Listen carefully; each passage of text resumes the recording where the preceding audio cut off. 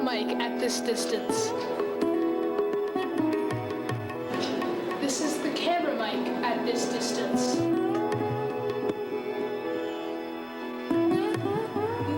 This is low at the farthest possible distance at this point.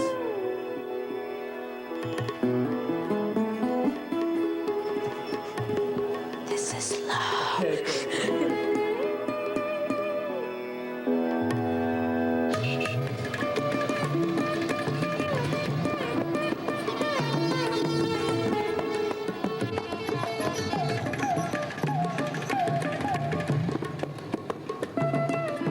Craig Kielburger was only 12. He decided to take a 7-week trip to South Asia.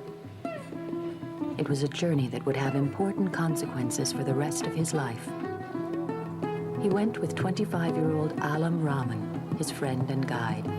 They took a camcorder and made a record of all their experiences to bring back to Canada to show other children. Craig is 15 now. This is the story of his life so far. The only time I was actually nervous on my trip was that 1 second when it said, oh God, what am I doing here? I'm 12 years old and I've never taken the subway by myself. But after that, I loved it. Why did he begin working in the middle factory if he was going to school before? Because of the poverty. Craig had become concerned about child labor through reading about it back in Canada. Now he wanted to find out everything he could firsthand. I had a million questions. I could have held a child there for hours and just asked them question after question after question. I wanted to know what it was like working in the conditions, how they felt, having to get up each morning and knowing that this was what they were going to do, what their dreams were for the future. I wanted to put myself in their life for a day and to learn exactly what went through their brain, exactly what they thought, and exactly what they hoped, and exactly what they feared. What is her name? Has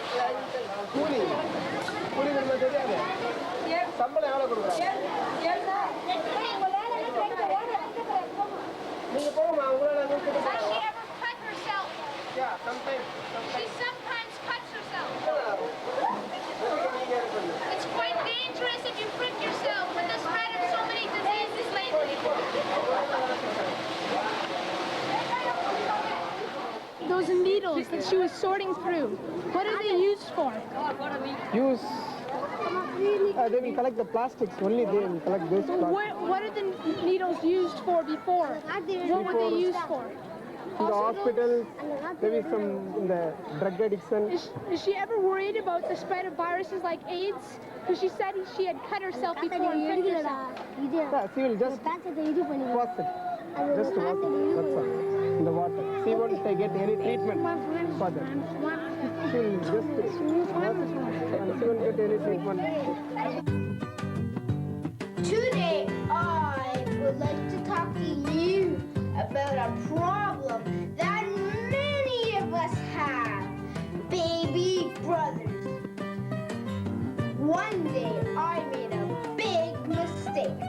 I asked my mom and dad for a baby brother. Well, it's too bad we don't have Craig sleeping. It would make a nice family picture.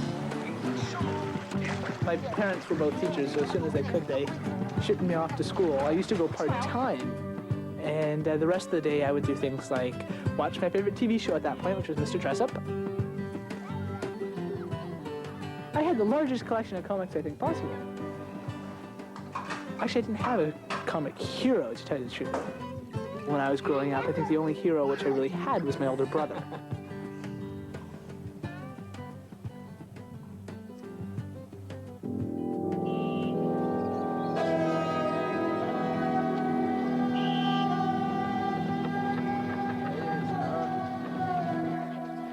The time that it really hit me, how different my life was compared to the lives of these children, was the brick kiln. The children here told Craig how they had been leased by their poverty-stricken parents as collateral. As bonded laborers working to repay the loans, they are forced to live here, earning a pittance. The bosses add the cost of food and board, so the debt is never repaid, but passed on from parent to child. Can you ask him his age? उम्र तेरी कितनी है?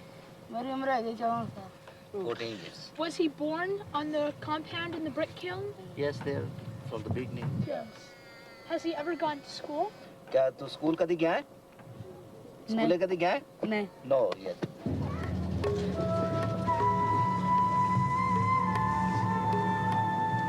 The children in the brick kiln were the children who I think moved me the most. These children knew, the children as young as 5, 6, and 7 years old knew that for the rest of their lives they'd be working here in the brick kiln, that they knew that generation to generation this debt would be carried, that even the day which they died, they would live and they would work on this brick kiln. How many hours does he work a day? 12 hours a day. 12 hours. I couldn't promise him that I would put him in my suitcase and take him back to Canada. I couldn't promise him a better life. But the one thing that I can promise the children who I meet with is that I will take their stories and I will tell them to anyone who's willing to listen. He does not know what a school is at all.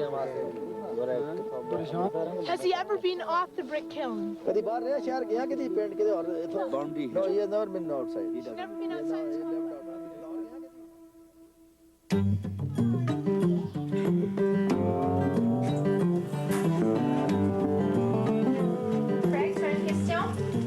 When I was 5 years old, not only did I have no idea that children my age didn't go to school, Is that your new suit? I had no idea that there was a world outside my neighborhood.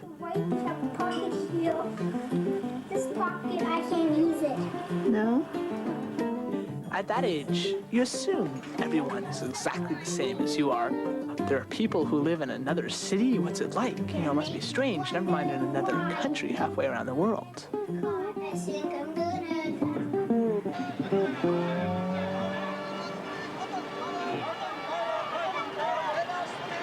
Bundukaro, Bundukaro. Bundukaro, Bundukaro. Bundukaro, Bundukaro. Keo Satyarthi is the chairman of the South Asian Coalition on Child Servitude, SACS. One of SACS' roles is to organize raids to free children from bondage. Often children are working in factories under almost inhumane conditions that rival those of slavery.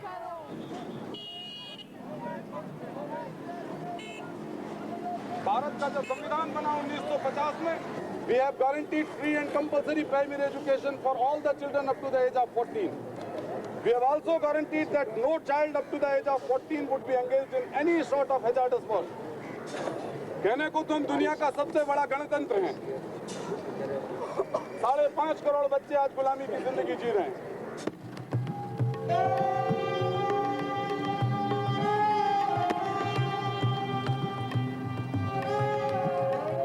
Very few people are willing to conduct raids on these factories because the carpet mafia is notorious for its violence. 2 of Kirish's colleagues have been killed while conducting raids on factories. I was not able to attend the raid because I was white, and therefore I would draw too much attention to the crowd. कहाँ है? वो तो कह रहे यही है।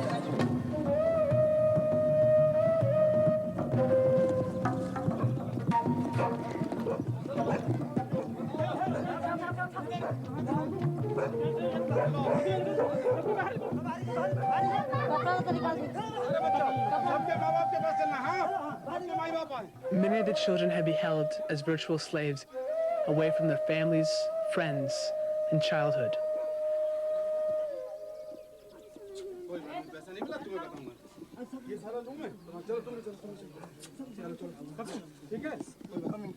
Many of the children had been given by their parents, used as collateral for loans.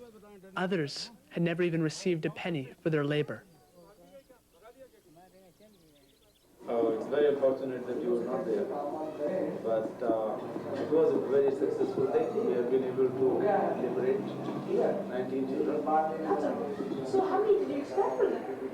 Something like that. So what's the master plan now? The children have been freed and we want to reunite them with the parents. But the village is quite far away. Hopefully tomorrow we will see the reunion of the mothers with their children.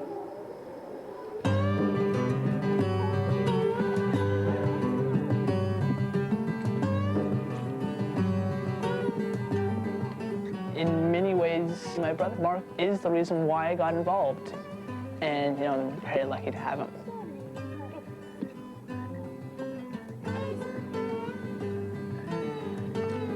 And when he was younger, he was involved in environmental issues. And I still remember when I was 8 years old, going to a school with him, and he'd give me the petition, he'd explain it all to me, and I'd have to repeat what he said.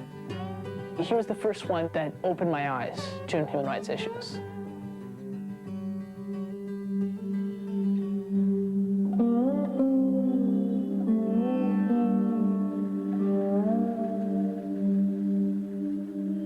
The children that Kailash rescued were going home. They seemed traumatized and anxious to be reunited with their families who they hadn't seen for 3 years. Families who had been tricked into sending their children into bondage.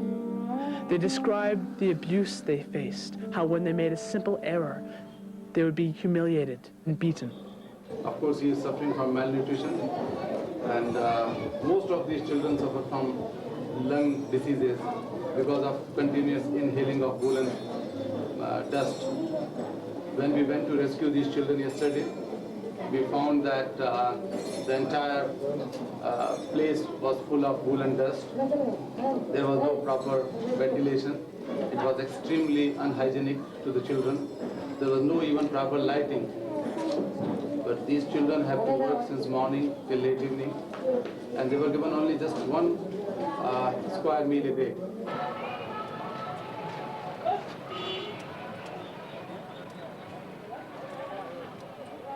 And the train ride back to the village.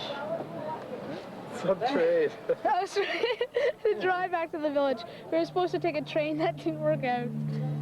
Oh.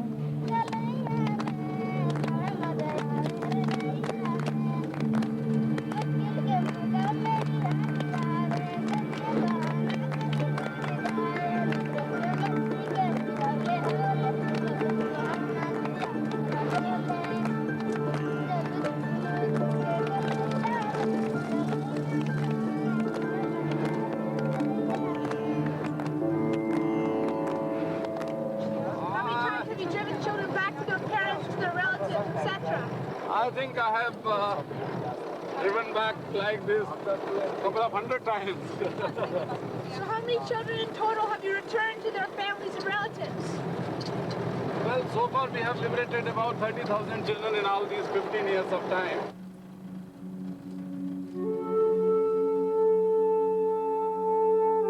By the time we arrived at Munilal's village, it was already dark. So now we are in the village of Ramavtar. These are the villages which don't have any light, no electricity at all.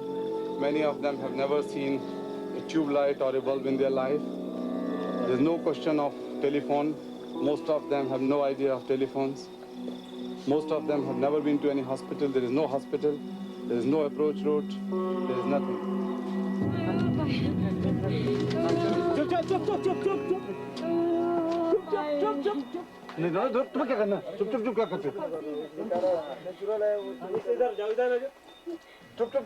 Even though it was sad saying goodbye to Munilal, a new friend, I was happy to again see him with his parents and his siblings and in the embrace of his mother. Through their desperate poverty, they had been forced to send him into a life of slavery, but I knew now they would never again make that mistake.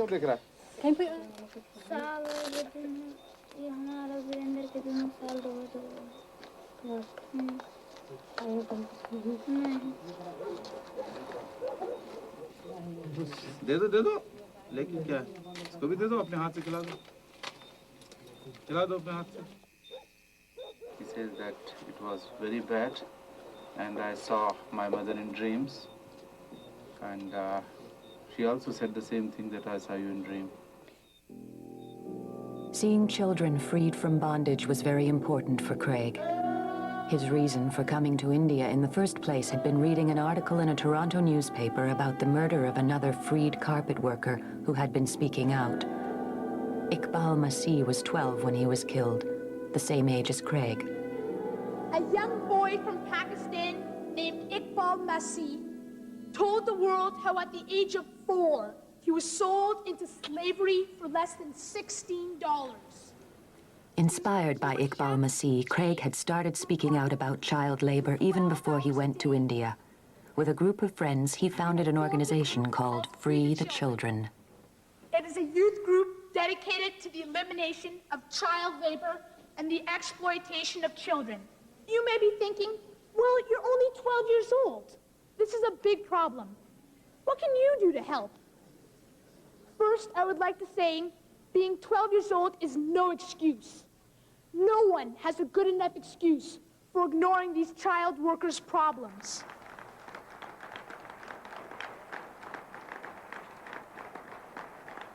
We also have a fundraising campaign in which we are trying to raise $10,000 for these children. Who will help the children if we don't? Thank you very much.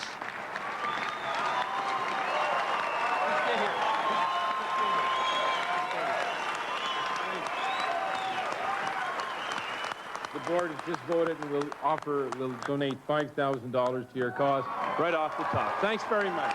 Thank you very much. Thank you very much. Our union will match the $5,000 that the Fed is getting. A little shocked is an understatement there. I honestly thought that I was going to faint. I'm not joking. I honestly did. Let's let the bidding begin.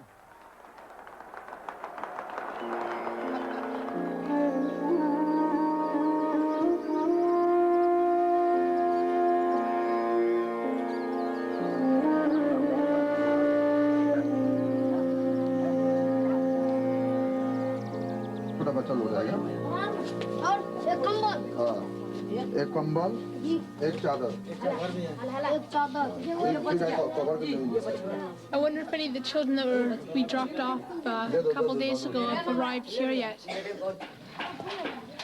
After they've met their families again, the rescued bonded laborers come here for up to 6 months of vocational training and psychological counseling. The training gives them a chance at a future.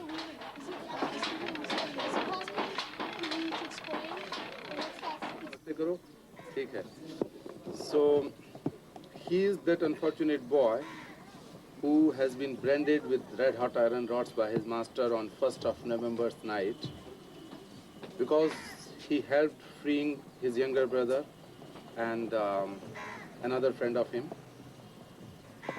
He was caught. His hands and legs were bound with rope and branded with red hot iron rods several places. That you can see, also in the neck. He was in such a severe trauma, he was not speaking a single word, not crying, not smiling, no emotions, no feelings, but only after 3 weeks of continuous psychotherapy, he was able to speak. What was his first word? First word, he started, somebody saw that he is singing a song sitting there in the middle of it. Could he sing the song? Yeah. Yeah? वो गाना गाना तुम जरा वही जो तुम गाते हो जीना है हाँ हाँ जीना है तो हंस के जियो में एक पल भी रोना ना If you wanted to live, live with a smile, live with love. Don't cry. Don't shed your tears. There are storms. There are disasters in the life. There are ups and downs. But don't shed your tear. Smile.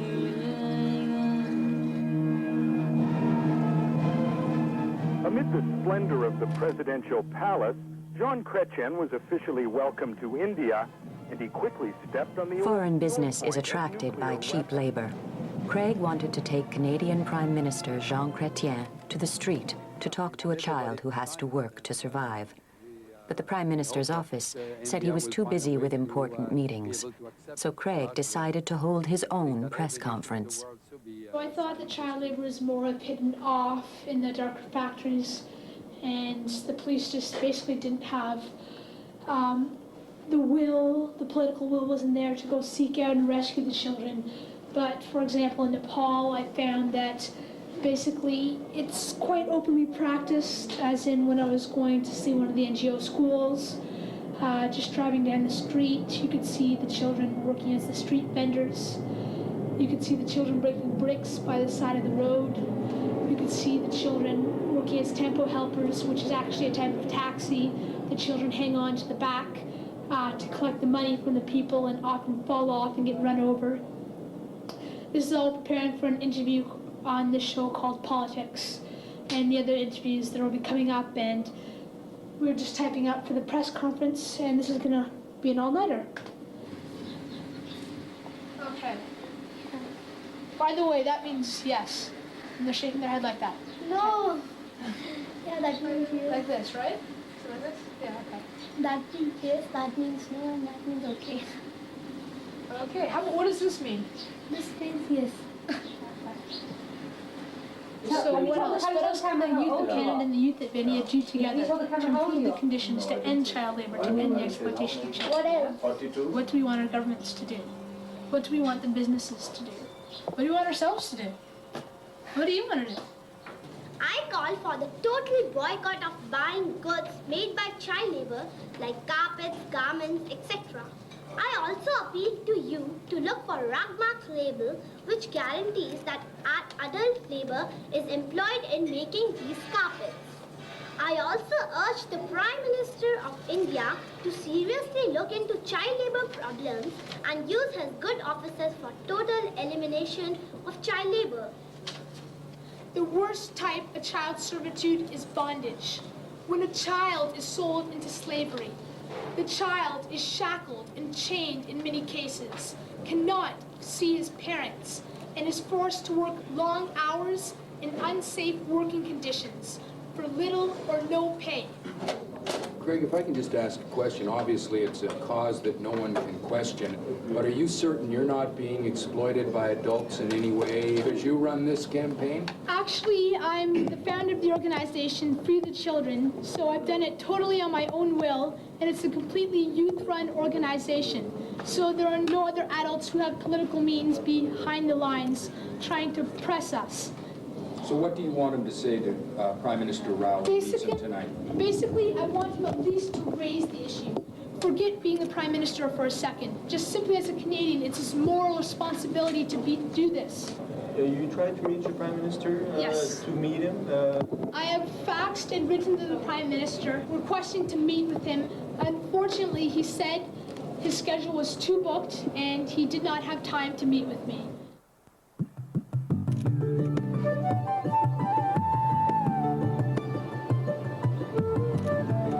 We had just finished our meeting with the PM. I got out most of my points. He says, well, it's a very complex issue and things like this take time, and well, we donate to the IPEC and we do quite a bit and we do this and that, we do that, which Canada does, and I'm very happy that it does that, but there's still much more that Canada has to do.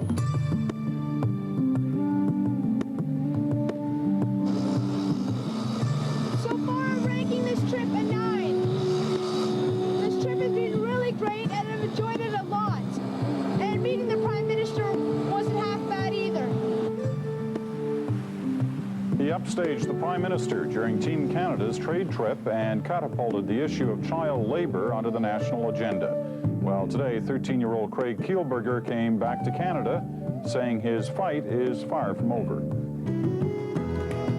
Craig Kielburger arrived back home after his 5 But I stepped out of those doors, and I saw not only my friends and family waiting for me, but also the press.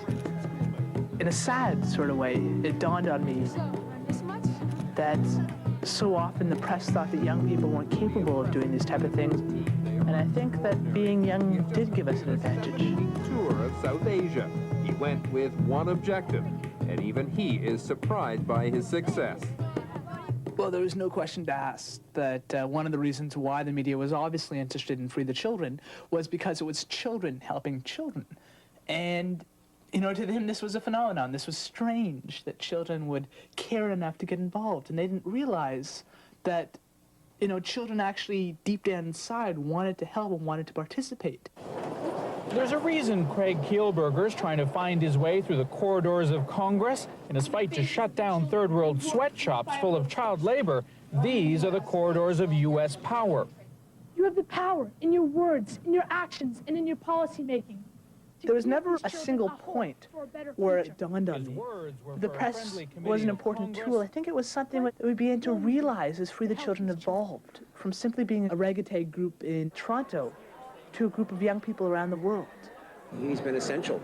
I mean, there have been a lot of adults who are also well-informed and who've gone and seen things firsthand or whatever, and they have not been able to draw the attention and appeal that he has. Letter writing campaigns or something. Now, Kielburger is helping set up American chapters of his organization, working to establish labels for products not made by child labor. It's a very, very powerful vehicle that you're creating here, if in fact you can move children in this direction to take action. The youth group Free the Children says the Canadian government is undecided about whether to endorse the Rugmark label, which ensures through factory inspections that child labor is not used in imported carpets. So today they held a press conference to introduce the label to Canada themselves. Good afternoon, ladies and gentlemen. This is Zachary and I'm Daniel from Drum Mills Public School. Today we'd like to inform you about what Rugmark is. Rugmark is an internationally recognized trademark that is out to make people aware of which rugs are made with child labor. In the long run, it is also out to eliminate child labor altogether. Whenever you buy a carpet, you're also making a symbol. You're making a symbol that you do not want children to be exploited, that you care about the children of the world, and you're willing to stand up and ensure that they have their rights. We're kids. We don't have voting rights. We have very little rights. We're doing something that the adults should be doing to begin with. Yeah, they should just think about this. Hey, they're kids. They can't vote. They can't do half the things that they can, but yet they still are putting in this effort to end a horrible thing. Why can't the adults do that with all the rights they have? They're not using them the right way. Yeah, you know, you can take Craig as an example. Yeah. He is only like 13, 14 years old, and look what he's done.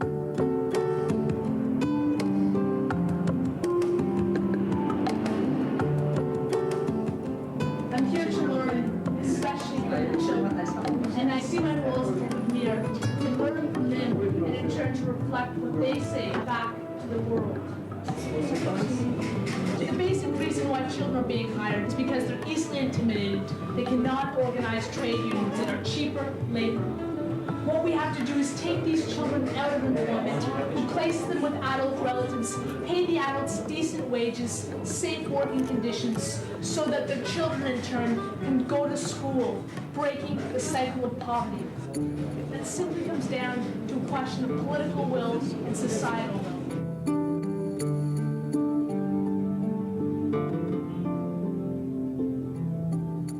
It's crossed the line. Cutting a meter of sugarcane, they receive only 1 cent. So hopefully, eventually, in the world, we'll see children who do not work. But at this point, they have to work to help their family, in many cases, survive. Child labor and child abuse cannot be tolerated. If it's crossed that line, if it's become exploitation, and if it's become abuse, it must be stopped.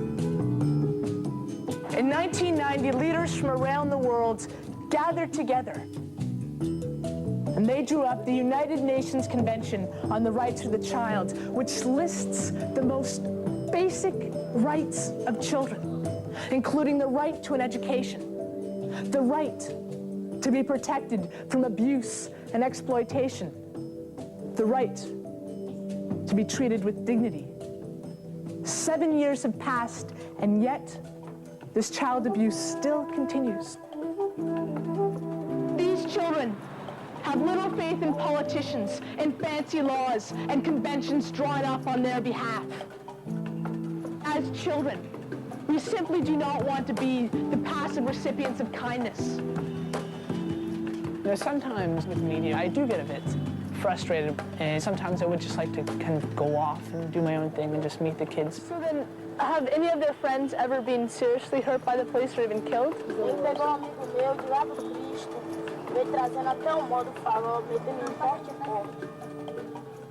But I do realize that, you know, for every speech that I give, I can reach 100, 200, 1,000 people.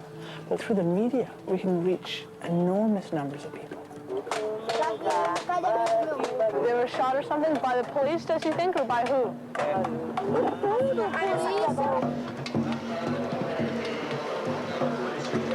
The first concrete result we had was working with the law that you mentioned. Turismo sexual. Sexy tourism. This law was passed in Canada and 11 other countries.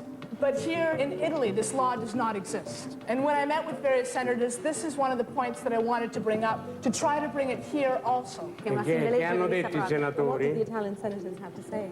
They will definitely look into it. And I hope that means that when they look into it, they will definitely ensure that it comes to be.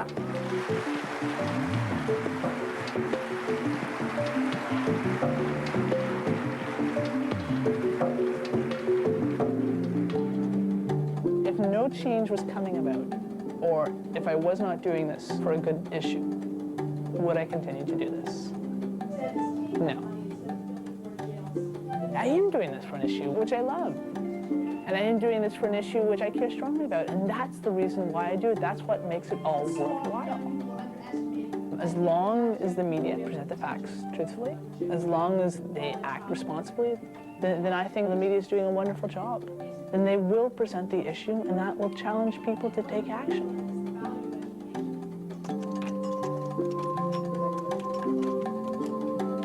How much are you paid per day on average working here? We at Free the Children are receiving thousands of letters from children around the world saying, tell me what I can do to get involved. I want to help to change the world. What we have to do is take that money, invest it in education, invest it in job training skills to help these street children. Okay, everybody knows that, but nobody does nothing here in Brazil. Well, it's a question of taking steps. Meeting these children, I learned from that. You know, that's their gift to me. And then in turn, going to the media and taking their voice and repeating what they say, acting as a funnel for what they say, that's my gift to them. I want to be able to give them something. And I can't always promise them that we'll create a project in their neighborhood. I can't always promise them that their government will bring about a change, but at least it's a little thing which I can do.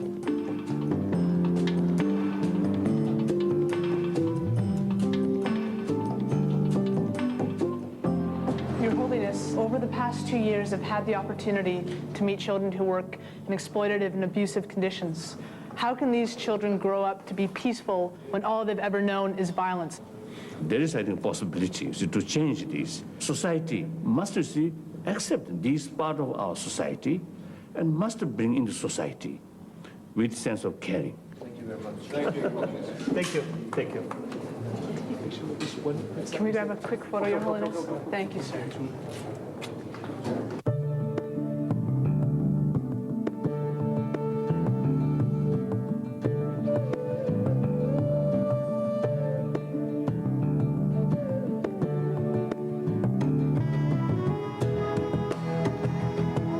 If you had health care, if you had education, then it would be different. It would be different for everyone in Brazil.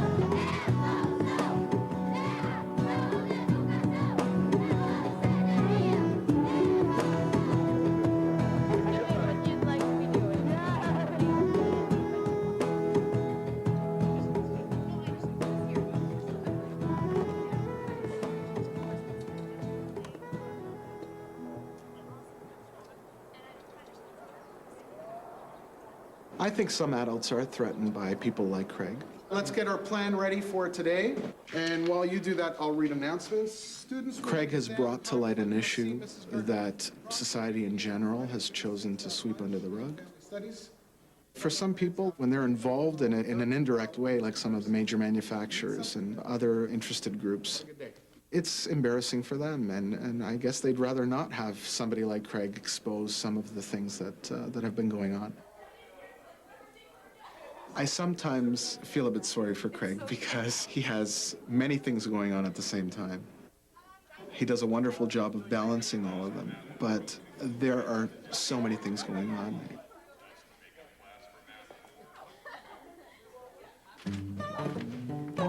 It's a normal household, but at the same time, not every household has 50 young people running through it for a barbecue and preparing for a conference dealing with the elimination of child labor. So it's the normal household where you have the fun, the studying for homework, the young people coming for pizza parties. At the same time, you have the other side of it, where it's an office. It's where Free the Children is run. So, you know, it's a whole family effort. And because of that, everyone loves what they do, and everyone believes in what they're doing. Good morning, Free the Children. Laura, how are you? It's Mark Kielburger speaking.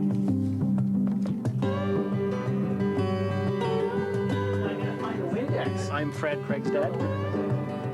And at the moment I'm providing moral support. I pick up, I help out, I do whatever has to be done. I guess that's essentially it. You know, we can be very cynical and think that the world is a mess. But on the other hand, young people who have that idealism and who are not cynical as we tend to become in life, they then can rally their peers, their people of their own age, to take a hand then in trying to change the world for the better.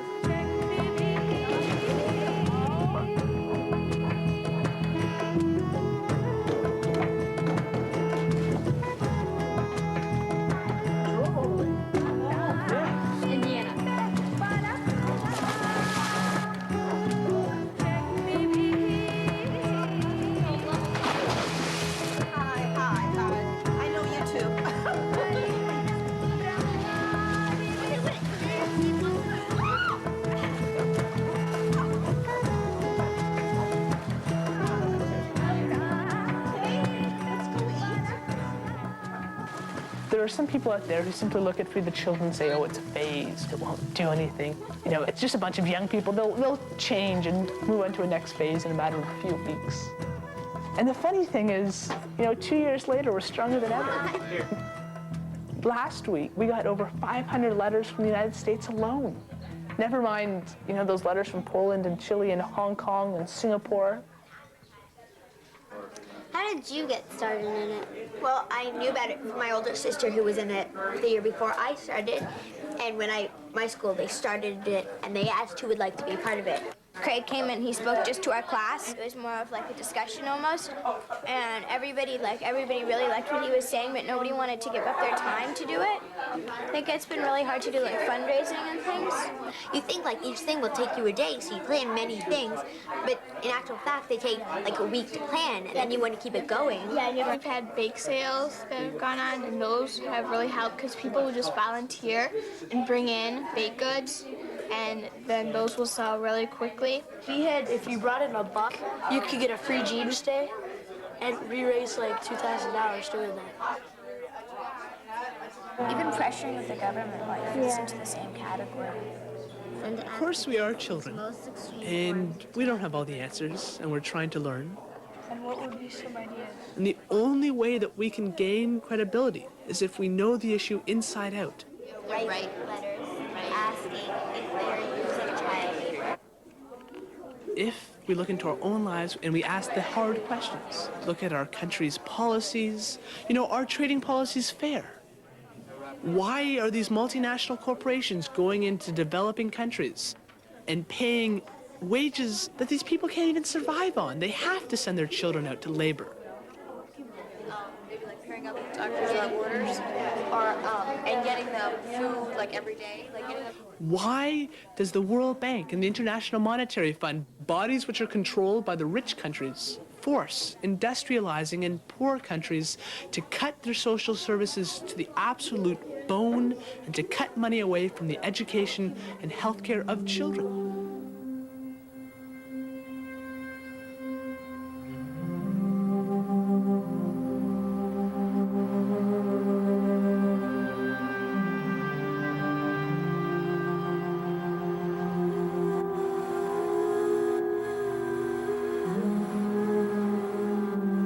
to the garbage dump, what we saw, there were children who were spending their entire life rummaging through literally mountains of trash and searching through the scrap metal and the garbage and the medical waste and the food, and they're searching, for their livelihood.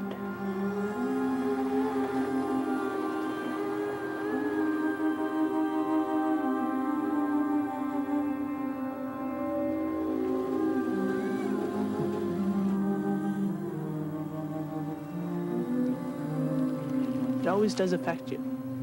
In some cases, it affects you in different ways.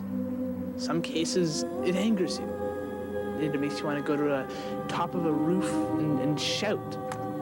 And that's with everybody here working? In some cases, it just makes you want to break down. Because you can become as angry as you want to be. You can become as frustrated as you want to be. And you can cry until you can't cry any longer. But you know what? That won't change the situation.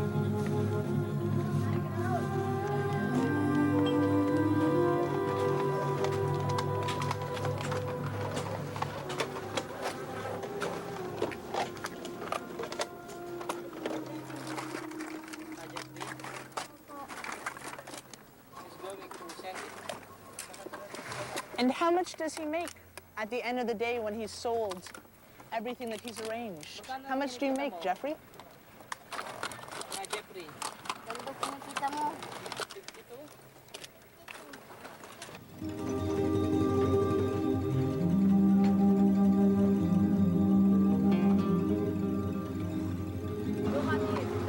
They do not want to be seen as the little creatures who need help. They don't want more pity.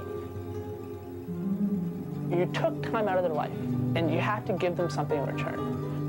The only gift which you can give them in return is taking action in your own way, and going back to Canada, in my case, going back and bringing it back to free the children and challenging all the members to work harder, or whether it be taking action in a different way. Have you ever been off the garbage dump? Have you ever left the area, the compound? Nakalabas ka na ba raw dito sa sa basurahan na to? Nakalabas ka na? Nakalis ka na rito? Nakapasyal ka na sa ibang lugar? Ha? Not yet. Not yet? Does he ever hope to leave this compound? Gusto mo ba minsan maalis ka rito? Maiba yung buhay mo? No.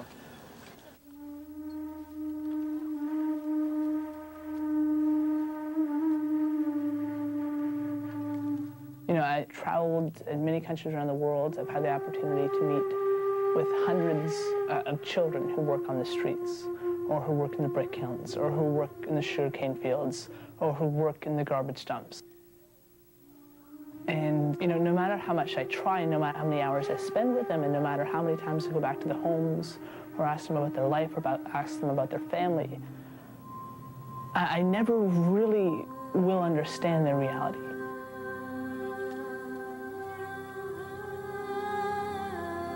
But I can at least try.